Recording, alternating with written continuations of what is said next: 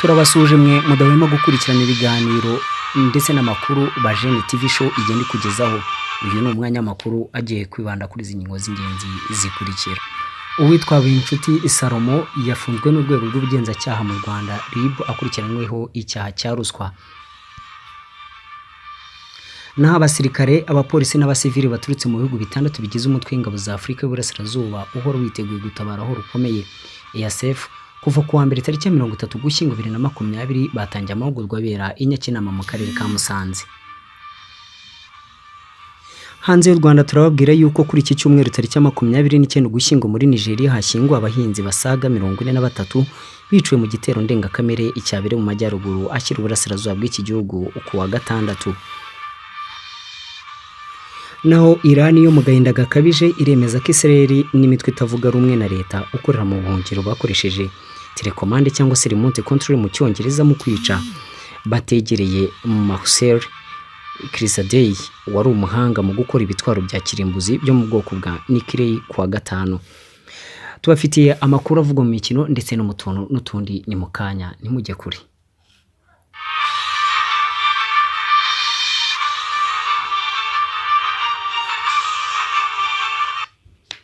Twongeye kuba ikaze mu buryo burambuye bw'aya makuru mwategure kandi mugiye kugezwaho nanjye Eri Ineza dushima Imana.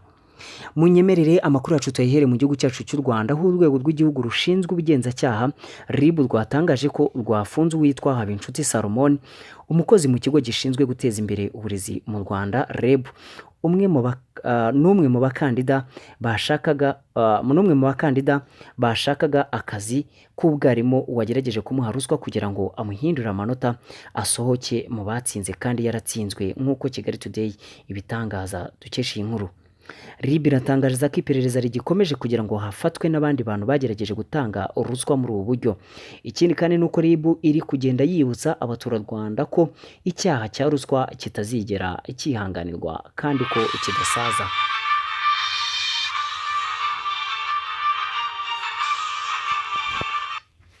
Naho mu karere ka Musanze mu murenge wa Nyakinama habera amahugurwa yahurije hamwe abasirikare, abapolisi n'abasivili baturutse mu bihugu bitandatu bigize umutwe w'ingabo za Afurika y'Uburasirazuba EASF. Ku bindi reka dukurikirane iyi nkuru. Abasirikare, abapolisi n'abasivili baturutse mu bihugu bitandatu bigize umutwe w'ingabo za Afurika y'Uburasirazuba uhora witeguye gutabara aho rukomeye EASF kuva ku wa mbere tariki 30 Ugushyingo 2020 batangiye amahugurwa abera i Nyakinama mu karere ka Musanze. Abitabiriye amahugurwa uko ari 28 bagiye kongerwa ubumenyi mu bijyanye no gukumira ihohoterwa rishingiye ku gitsina mu gihe cy'ubutumwa bw'amahoro boherezwamo n'umuryango w'abibumbye.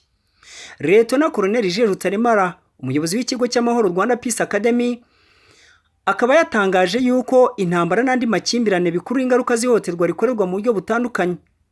By'umwihariko abagore n'abana bakaba bari baza ku isonga mu barikorerwa bakanagirwaho n'ingaruka zaryo mu buryo bwihuse. Yakomeje avuga ko icyo bakeneye ari uko igihe bazaba boherejwe mu butumwa bwo kubungabunga amahoro bazashyira mu bikorwa ibi bagiye kwigira hano, urugero rushingiye ku bibera mu bihugu birimo amakimbirane cyangwa intambara, n'ubwo abagore n'abana baba bugarijwe n'ihohoterwa.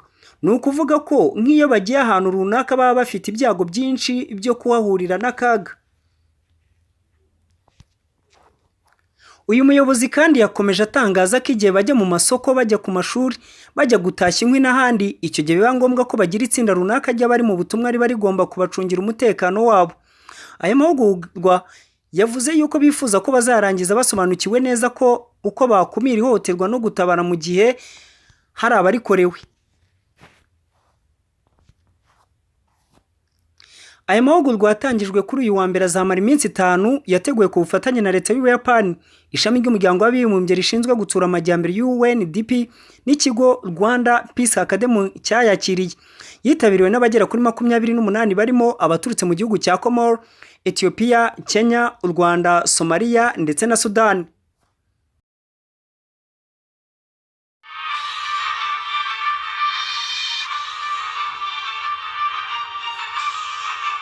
Munyemerere tugane ku makuru avugwa hanze y'u Rwanda, aho mu gihugu cya Nigeria kuri iki cyumweru tariki ya 29 Ugushyingo hashyinguwe abahinzi bagera kuri 43 biciwe mu gitero ndengakamere cyabereye mu majyaruguru akira burasirazuba bw'iki igihugu kuri uyu wa gatandatu. Ni kimwe mu bitero bibi cyane bibayeho mu mezi ya vuba ashize muri aka karere kagaragaramo intagondwa zo mu mutwe wa Boko Haram nizo mu mutwe wita leta ya Kisilamu Islamic State n'ishami ryawo ryo muri Afurika y'Uburengerazuba. Abagabye icyo gitero babushye aba bahinzi bari mu mirima y'umuceri babaca igihanga, ndetse ibi bikaba byarabereye hafi y'umujyi wa Maiduguri, umurwa mukuru wa leta ya Borno, nk'uko BBC bitangaza dukesha iyi nkuru. Kugeza ubu nta mutwe n'umwe uraboneka wigamba ko uri inyuma y'icyo gitero, uretse aba 43 bishwe hari n'abandi batandatu bakomerekeye muri iki gitero, ndetse n'abandi barashimutwa n'izi ntagondwa nk'uko AFP ibiro ntaramakuru by'Abafaransa bibitangaza. Ahmed Isatom, umwe mu bagize inteko nshingamategeko, yabwiye ikinyamakuru Premium Time cyo muri Nigeria ko abahinzi bagabweho iki gitero kubera ko kuwa gatanu bambuye intwaro ndetse bata muri yombi umugabo witwaje imbunda wo muri Boko Haram wari umaze igihe abajujubya. Muri uyu muhango kandi wo gushyingura aba bahinzi mu cyubahiro wagaragayemo guverineri wa leta ya Borno, uyu akaba ari Babaga Zorum, ni aho yatangaje ko ari akababaro kenshi yihanganishije inshuti n'imiryango yaba baguye muri iki gitero. Yakomeje avuga yuko umutekano ugiye gukazwa kandi ko anasaba leta ko bakongera abandi bantu mu gisirikare. Nyuma y'uyu muhango wo gushyingura mu cyubahiro aba bahinzi bahagaragaye ubutumwa bw'umukuru w'igihugu Buhari, nk'uko byatangajwe n'umuvugizi we Garba Sheikh. Munyemerere amakuru avugwa hanze y'imipaka y'u Rwanda tuyasoreze muri Iran, aho Iran yemeza ko Israel n'umutwe utavuga rumwe na leta ukora mu buhungiro bakoresheje telecommand cyangwa se remote control mu cyongereza mu kwica bategereye Mohsen Yakizadeh, wari umuhanga mu gukora ibitwaro bya kirimbuzi byo mu bwoko bwa nuclear. Kuri wa gatanu Arisha Mukani, umukuru w'urwego rushinzwe umutekano wa Iran, yavuze ko abagabye igitero bakoresheje icyuma cy'ikoranabuhanga ari cyo telecommand ubwo imodoka ya Yakizadeh yaraswaga iri mu burasirazuba bw'umurwa mukuru Tehran. Ibi yabivugiye mu muhango wabaye kuri uyu wa mbere wo gushyingura mu cyubahiro uyu muhanga, ariko Israel yo igakomeza ishinza uyu mugabo ko yafashaga Iran mu gukora intwaro za kirimbuzi ziri mu bwoko bwa nuclear mu ibanga. Mu ntangiriro y'imyaka y'ibihumbi 2000 Yakizadeh yagize uruhare rukomeye muri gahunda ya nuclear ya Iran, ariko leta yo igakomeza ishimangira ko iyi gahunda yayo yari igamije amahoro. Nubwo iyi leta yatangaje ko ari igisasu cyari cyatezwe mu modoka ya pick-up iri mu bwoko bwa Nissan, ibitangazamakuru bikora muri Iran byo binyomoza aya makuru bivuga yuko uyu mugabo yishwe hifashishijwe imbunda iri mu bwoko bwa machine gun, mu bwoko bwa machine gun yakontorolwaga na remote control cyangwa se intwaro zigenzurwa n'icyogajuru. Naho mu makuru avugwa mu mikino nuko kuri uyu wa kabiri aribwo Amavubi yatangiye imyitozo y'abatarengeje imyaka 17 mu kwitegura Sekafa izabera mu Rwanda muri uku kwezi tariki ya 13 akarangira tariki ya 28 Ukuboza 2020. Ni nyuma y'uko hasohotse urutonde rw'abakinnyi bazifashishwa muri aya marushanwa barangajwe imbere n'umutoza mukuru Yves Rwasamanzi. Ni irushanwa rizabera mu turere Rubavu ndetse na Huye.